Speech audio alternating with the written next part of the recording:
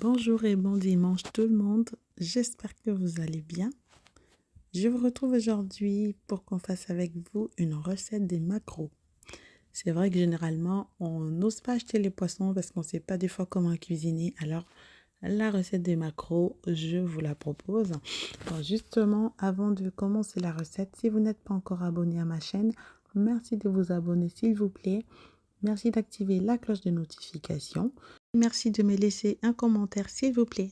Donc je commence la recette par bien nettoyer mon poisson à l'eau tiède et avec du jus de citron.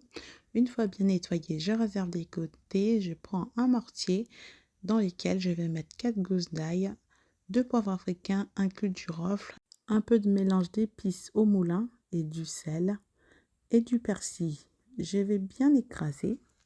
Donc on écrase bien, vous pouvez rajouter encore en plus un petit peu de jus de citron.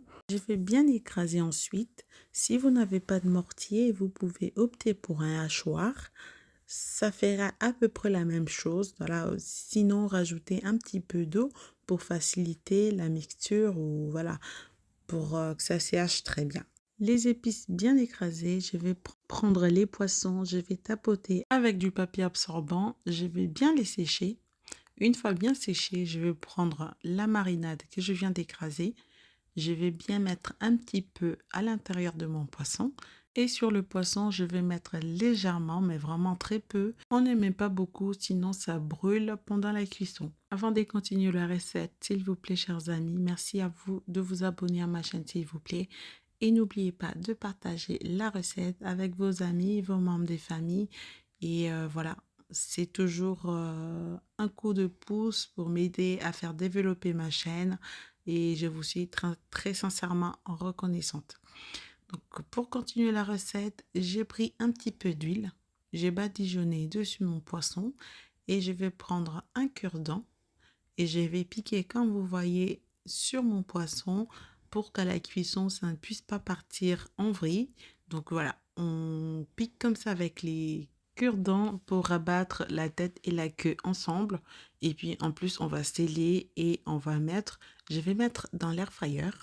Si vous n'avez pas d'air fryer, vous pouvez mettre comme ça sur du papier cuisson. Vous mettez au four pendant 20 minutes à 200 degrés. Donc voilà, j'ai mis dans l'air fryer à 200 degrés pendant 20 minutes.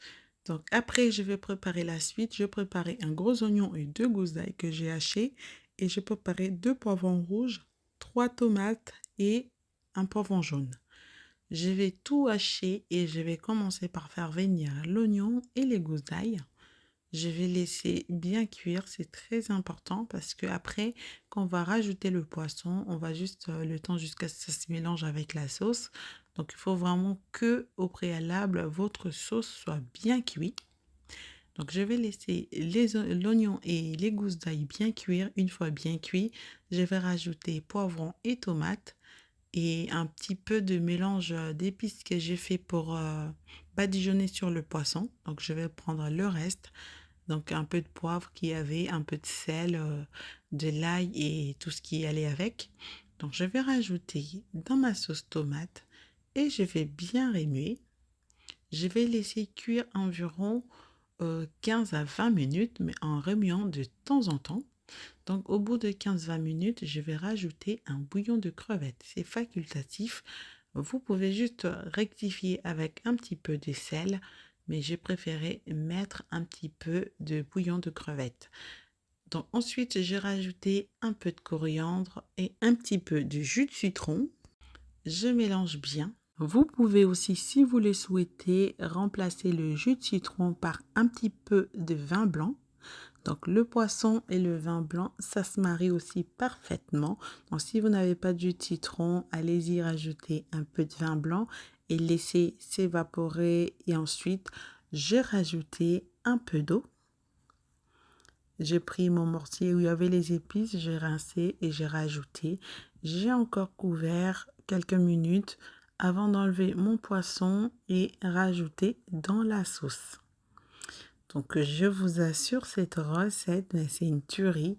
C'est trop bon. Libre choix à vous pour l'accompagnement, mais ça se mariera très bien avec du riz blanc, ça va bien se marier également avec des perles. Moi, je mange avec des perles, même avec des spaghettis ou d'autres pâtes. Je pense que ça va être top de chez top.